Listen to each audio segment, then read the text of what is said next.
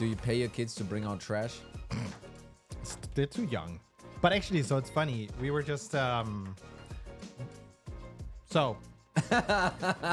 scene. No, it's not that great. Don't get your expectations up there. But I was just telling you, the hunting season begins in like 2 weeks time ish. Then you can hunt deer and all that stuff. And obviously, to get ready, you need to prepare basically where you're gonna go hunt, because you sit in a Hochsitz, is what it's called. You go to the forest. You go to the forest, but you sit in like a tower. Yeah. And those things, over winter, they deteriorate. So you need to fix everything. And I was like, I don't know exactly when we're going to meet. I don't know how long it's going to take, but I can offer to take the oldest kid we have with me. It'll be good for him. He'll get out in the woods and do work. And he was just enjoying it, like walking around with a saw, breaking whatever wood he could find. And I didn't have to pay him a thing. He was just like, it was easy. He even helped out. That's pretty amazing. You don't get that. I mean, whenever I asked him to do something at home, and actually we've done it a couple of times, it's like, do you want to help clear out the table? And it's like, can I get 5 krona? Dude. Really? Dude. Done it like once or twice, and it just stuck with him. And then he smacked him in the face. And he has it now. He has what's it called? One of his teeth is about to fall out. And he's like, yeah, I'm going to put it under the pillow. Can't wait to see what's going to be under. Is it actually a thing in Denmark to kind of have the tooth fairy and stuff? Yeah, it's always been there. And I kind of joked with him and said, yeah, when I was a kid, it was just dirt under the pillow. You're just shocked. Yeah. And you weren't joking. And my wife was like, don't tell him that stuff. It's going to have nightmares. Like, what is dirt? So you didn't need to pay him, I hear. So as you can hear, we've been kind of burning all our intros. Yes. And we didn't have much left. So the default is still kids. And that was what we got. So not sorry.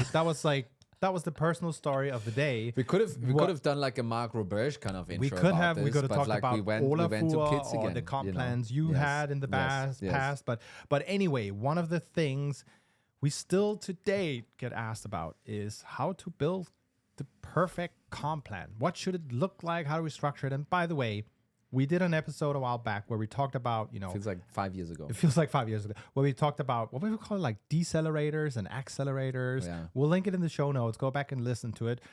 Because what we're going to do today is a little bit different. We're not going to give you the exactly how to structure it part, but more how you actually need to think about it. Because there's a couple of reasons people mess this up.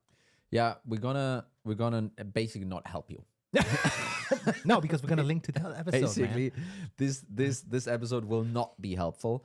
I think what we're kind of stumbling over again and again is this kind of creeping notion in the background that, hey, something isn't right with this comp plan thing in general. Yeah. Right? Because if you ask me how to build a comp plan, it's like, it needs to be 50-50, and then, it needs to be this, and then accelerator, deaccelerator, and, all of that stuff. But that is, basically once you decided all the way down the tree that you're going to have a comp plan for your account executives, and then you kind of do that thing. That's basically. And what we're trying to do is like almost go a couple of steps up, and it's like, well, why even have a comp plan? Yeah, and let's unwind it a bit. This is not a non-comp plan A's are better or whatever. Might kind of go a little bit in that direction, but it's not about having one or not having one, but why are you having one to begin with? Yeah, right? And also, when did this come up? Yeah, who was actually thinking up this comp plan thing? And maybe it's time to rethink this a little bit. And spoiler alert, I don't think we have like a great answer solution kind of, hey, this is the new setup you should be running for, but just kind of prompting you some questions that you might want to think with maybe a CRO, your CFO, someone else, kind of what is actually the right setup to kind of to have here. I think it's also like we had Mark Roberge on the show not too long ago, and he talked a bit about, hey, the comp plan we're using today was invented in the 80s. Was based on perpetual sales. So you would sell like to one company, and then you would get commission on the back of that. They would not have recurring cost Yes. associated with it to you as a vendor. And that's just different. And what's happened since then is we as an industry we've just innovated a bit on top of it, not really created something fundamentally new. So we added clawbacks. Yeah. Yay, great. Maybe don't have that in there, but we've added incrementally to that kind of setup. And I think what we want to do is, to your point, really, dissect it a bit and say, there are different means of compensating that could be considered depending on how your business is structured, right? So let's start with, why is everyone doing compliance? Like, let's start with that, and not like, oh, it's because I did it in my last company.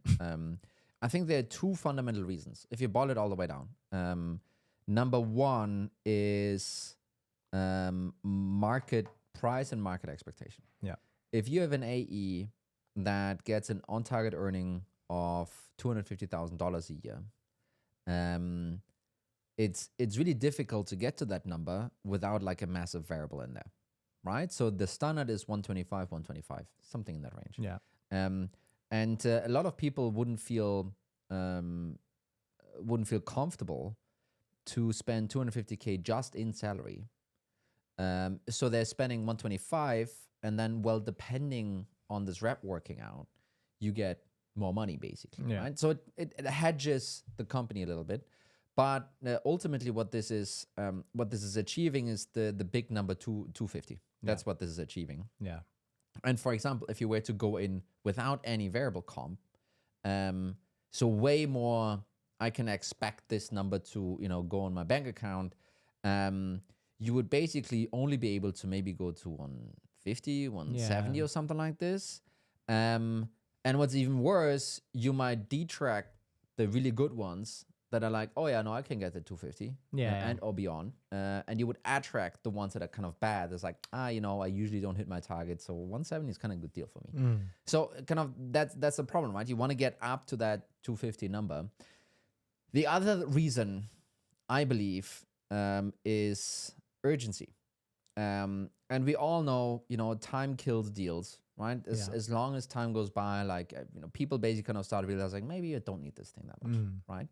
And then you have this funky seasonality that at the end of every quarter, suddenly a lot of deals are rolling in. Yeah. Like, why is that? Yeah. How can that even be? And you actually want that. As a business, you want that. Doesn't matter whether you sign a deal on the December 31 or January 1st. No, it doesn't actually fundamentally matter to the business. But having that line in the sand and having this reinforced and codified in those compensation plans, that's driving, the time urgency that you really want to have, right? Because again, growth is really not just adding ARR or revenue. It's doing that in a specific time, a specific time. If you can either get the ARR up at the same time, you grow more, or if you can grow the same ARR in half the time, you also grow more, right? So kind of, it's really important to kind of have both of these items in there, right? And I think this is, a third one could be, well, you want to align it to some of the company targets, but I think those two are really the main reasons why why compensation plans actually exist. Yeah. Yeah. I'm just thinking there's also a couple of problems with the comp plans when you come on the back of what we talked about, just before, on how basically we came from perpetual to today. And it's like, well, we pretty much only comp on new biz sales, which is just silly because as a business, it's built around recurring revenue. So you have at some point when you pass, 25, 50 mil AR, probably at that point in time, you'll start seeing a balance between new biz and existing business, bringing in additional revenue from expansion or whatever, right? And so when you look at that and you then have a comp plan that's designed to just maximize the deal up front, you're kind of potentially also kneecapping the other side of the bow tie. So that's the next thing, right? The purpose of what comp plans should achieve has kind of shifted without the comp plans changing. Exactly. And this is to Mark's point. It's like selling perpetual software. So it's basically selling the CD-ROM. Yeah. right? And you ship it, Can and use it forever. and the second you shipped it, you can recognize revenues and everything is great. You get paid, done. Yeah. You don't see that customer ever again, basically. That kind of work is a little bit like selling machinery, Yeah. like heavy machinery, or selling, I don't know, whatever in a one-off basis. That kind of makes sense, right? But when this shifted from high upfront cost and then nothing ever again to, well, it's an ongoing, recurring cost stream to the customer, or revenue stream to you, that whole thing kind of shifted around, right? And this is where then, obviously Winning by Design and a couple of others, hey, don't forget about the other side of the bow tie and so forth. And you gotta wonder when those compensation plans are gonna catch up with that new reality, right? Yeah. And so many times in the last 2-3 years, people have been talking about, gross retention rate being important, net retention rate being important. But if you believe in the power of compensation plans, why aren't you using it in order to influence that number? That's kind of the thinking you might need to have. And I think this is, and we'll go a bit in a pro and con here maybe in a second. But this is a shift that's been missed by the larger market, right? And I think in some enterprise setups, it kind of is okay and taken care of, because the account executive that sells the deal is also the account manager on the other side. Yeah. Right? Kind of they don't change. Yeah. But in a mid-market environment, you have this throwing over the wall kind of situation. And what you're creating there basically is you want to maximize this deal, because once you throw it over the wall, you're not going to see any of that value anymore that might come your way, right? Yeah. And that setup, operationally speaking, is in place because of a couple of reasons, but that is also creating this issue where you have one piece focusing on the new biz side and the other one on the upsell side, which is then creating this mismatch, if you will, of alignment with the company. Yeah. Yeah, you might also end up at a completely wrong price point when you think about it, because if you're the AE in this scenario, and if I'm the AE and you're the customer in this scenario, and you're like, I really just need 10 licenses, and then maybe it's going to be 100. That AE is going to be like, wow, fuck me. I'm going to miss out on quite a lot of cash here, and 10 is going to be below the average contract values. It's not going to help me that much towards my quota, and I kind of would like to get that check at the end of the month. They're going to pull up all the stops to get that, seat to 50, 60, 70, whatever. However much they can discount, they will pull it to the maximum they can. And then you're stuck with that cost later. I think it's it's two things actually. One is, yes, you're selling a bigger deal now, but probably for a higher discount. Two, you're delaying the yes. It's easier to buy 10 and to kind of go through all this other jazz. You're going to make rollout harder because, yes, the first 10 is going to go great because they actually have a problem in the use case, and the other one's going to be more difficult, and it feels like, oh, we're unsuccessful with this thing. Yeah. And once there's a feeling of being unsuccessful, then you might drop into, you know what, maybe this vendor is just not the right thing. Yeah. Right? Then it drops off over there. And all of this basically stemming from basically maximizing the deal up front versus doing the other thing that sounds so smart, but also here, I also want to call BS on that one, actually. And that's why we're saying we're not going to walk away with, hey, that's the blueprint you should be using going forward. But me as a founder, CEO, CRO before, etc., I do want to have as much money possible today because it is about growth. It is about like the highest the highest amount of revenue in the shortest amount of time. And I still need to gamble. Well, will they actually upsell from those 10 users? Well, it's a chance. Yeah. And the chance is basically codified in the discount you give. Like, yep, we're not sure if you're actually going to get to 100, but I'm going to give you a 50% discount on the other 90 that you want to add, which basically, to a degree, is a bit more academic than it probably is, balances out the risk that I'm taking that you might not be upselling. Well, the thing is, you could, technically speaking, math it out to figure out, well, how many new customers do I need at what price, and how much will they upsell by when? you will be able to quantify that. And then it's a matter of, hey, do I want to roll the dice here? Yes or no? No, I get it, but I'm just saying, while every VC, PE, PLG thought leader person on LinkedIn is going to tell you like, well, obviously you want to sell the 10 seats first, and then you want the upsell, and then the upsell on that, and fantastic net retention. It's like, no, the person on the ground, and that includes the CEO, and it includes the CFO even. Are they on a comp plan? They're gonna be close that bigger deal now. I want to have it now, and that's and I think that's the other friction here is while everyone is talking all kinds of like high flying, this is how you should be doing it. When shit hits the fan in reality, I think people just default back to the other thing, right? And I sometimes wonder, is it a discipline thing or is it just a reality thing? And I'm actually not sure because on our side we have the same thing actually, right? Kind of we have currently one rep without compensation plans, and then one rep with compensation plans. And I had conversations with both of them about how should we actually be going about, in this case, selling Roblox, right? And guess what? The one without the compensation plan is like, I don't care, actually. let's sell the smaller ticket first. I get the high five. Implementation is easier. We upsell them later on. Let's fucking go. The other person with a comp plan is like, Tony, I understand and want to play along, but no, I want to sell the 18K. I want to sell a big deal. I want to sell the bigger ticket, right? And I think this is that different behavior. Yeah. It boils down to how people are compensated because that's also how you want to then direct them.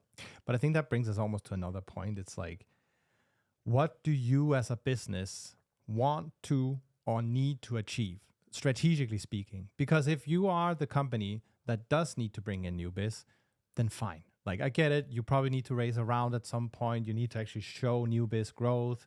That's just a part of the game. So it makes sense that the comp plan is kind of aligned to that goal. But I think Mark's point is more around at some point it shifts for the business. And you then have new strategic priorities. But have you then changed the comp plan? So I think this is actually why people need to think one level high up. They need to understand that with everything in your business as it's evolving, Mikkel, there you go. With everything in your business as it's evolving, things need to change. Yeah. And so does your comp plan. Yeah. And I think in the really early beginning, you probably don't care about all that difficult stuff. You want to get people in. Yes, you care about this being ICP, but do you actually know what ICP is at this point in time? You kind of actually don't, right? The ICP is whoever signs. Yeah. That's our definition. Yeah. Well, not really. But that's how you could go about it in the beginning. But as that more narrows and narrows, first of all, you can now put qualifiers in the comp plan that incentivizes ICP versus not, right? And the next thing is, as net retention is getting more important for you as a business, as a growth lever, you actually want to find ways to incentivize for that as well. Yeah. And I haven't yet seen a great comp plan that for the mid-market. For enterprises, it's different. Yeah. But for the mid-market, think like 10, 20K ACVs. We have, one rep closes, the other one expands. Where you have that kind of setup where it really is, makes sense and is frictionless, right? Because there are a couple of ideas with either having a fading out structure or having there's an upsell opportunity and I'm going to run it and you need to open it before you win the deal. There are all kinds of those things that kind of help and work maybe, but I haven't seen it done, super frictionless, for example, right? Yeah. And I think this is one of those nuts that you need to crack once you as a management team, as a revenue management team, realize and decide that the upsell is actually important, or at least, net retention, including gross retention, is really important. You need to find a way to also align your reps to that being the case. Yeah. Don't you think it also, to some degree, reflects on the type of business you've built? Like, take HubSpot, which is clearly the example from Mark Roberge. When they started, it was like a one product company. Everyone starts that way. No one starts, well, at least rarely starts with a platform, to be honest, right? But then, they added, I think maybe sales first and then support, and, it kind of expands. And then when you think about a deal scenario, sure, you can start just selling the sales piece, but then you have two other potential departments you can go and expand into all of a sudden. So there's, build product to basically leverage that customer into expansion. And I think at that point in time, it does make sense to a degree to really have the focus on how do you then build a comp plan that, and I mean, Mark's point is, well, you can have leading indicators of retention, and there's all kinds of things you can do. And I don't think, So I'll give you an example, because everyone is thinking like, oh, Mark Roberge and HubSpot, and they figured it out. So I can give you one HubSpot example. I talked to one of the reps there, and I was like interested in how their comp plan, works. And this is 3, 4, 5 years ago. I don't remember anymore. And he told me that they obviously, they had the marketing cloud. Everyone wants to buy the marketing cloud, or the marketing, whatever they call it. And they were just kind of launching the CRM, and they wanted to push the sales cloud a little bit harder. So what did they do? They simply added if you're able to add the sales cloud to the deal, you get a 10%, 15% kicker, like something substantial, right? What did all of those sales reps do? I know where this is going now. They sold one seat for $0 on the sales cloud to all of their deals, and they got a nice kicker from it, right? Kind of did that do anything, right? It was literally, sometimes it wasn't even discussed with the customer. It was just added on the order form for $0. And then someone's like, what's that? It's like, gave it to you for free. Doesn't matter. Yeah. It's $0. So, and I just want to say that, yes, HubSpot is fantastic. And by the way, kind of build that kind of company before you start complaining. But it's also not that they haven't figured this out, because it is so super complex to kind of do that. Yeah, and I mean, we were even talking about one piece that's also just not considering in a comp plan is the supply. Yes. Right? So there's this one shift from perpetual to recurring, right? That's one thing. And then there's this, the traveling salesman. Yeah. To the, I'm sitting at my desk, I'm waiting for the opportunities to fall into my lap, and then maybe I give them a call. Yeah. Maybe I prepare.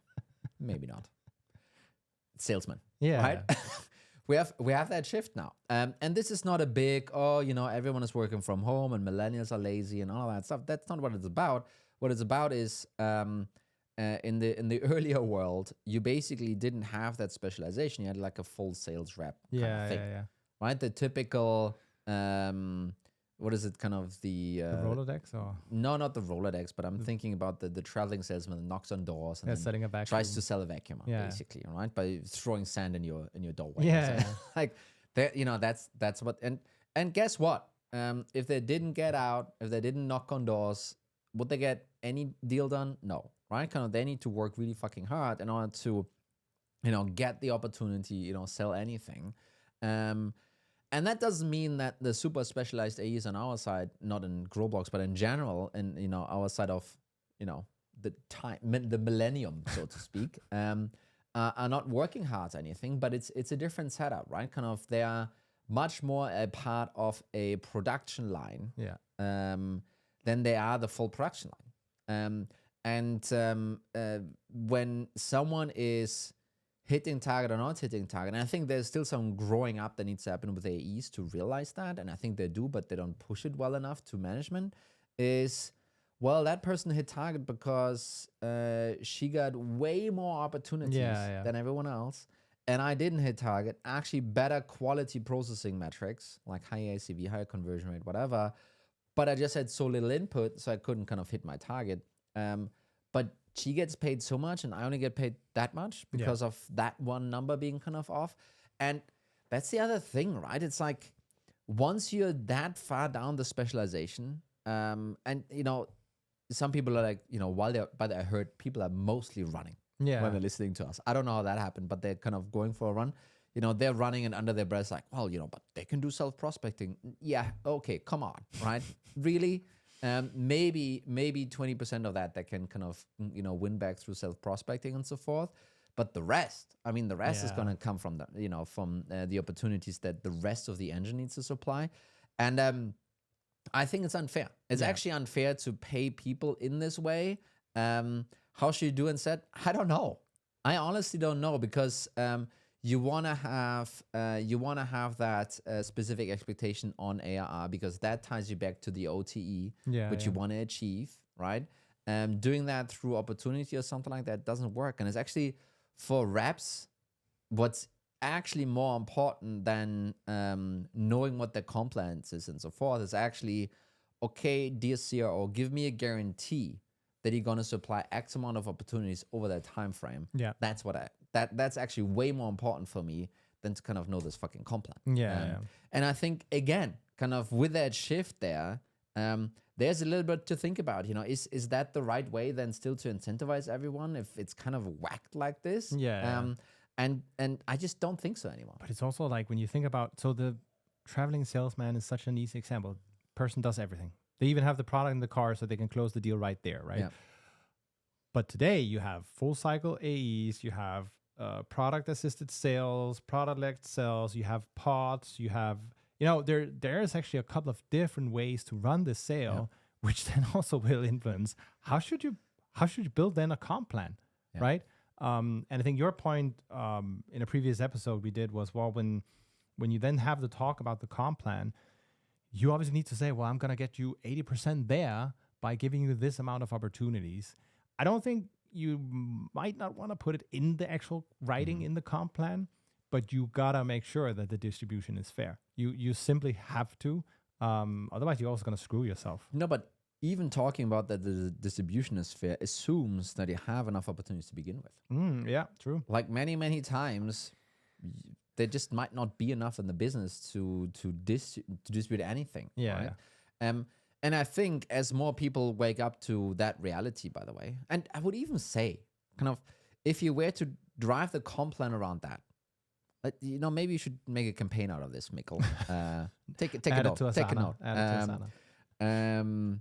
note. Maybe this whole quota on the street equals revenue actually starts to fade away if you actually make the comp plan around how many opportunities do you receive, and then here's the expectation how many I want you to convert, and if you hit that expectation with some other qualifiers, you get paid. Right? Then you as a CFO is like, oh, wait a minute, that's how this works.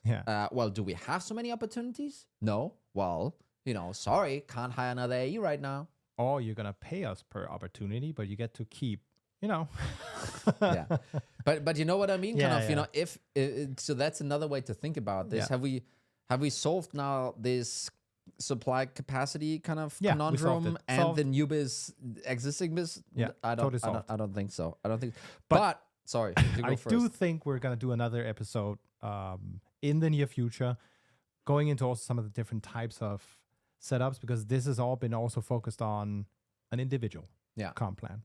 And there's so many other routes you can take it as well. And I just think it's it's not going to be like we're going to then ship here's the new framework for comp plans, but I think it's an important conversation to have in the industry, actually. No, the thing is also, and we kind of discussed this, the comp plans that we're living with in SaaS, which is a subscription business, obviously, they came from a perpetual world. And before it was perpetual software, it was perpetual machinery, whatever, right? But then there are a couple of other subscription businesses that we could have taken a clue from, but didn't.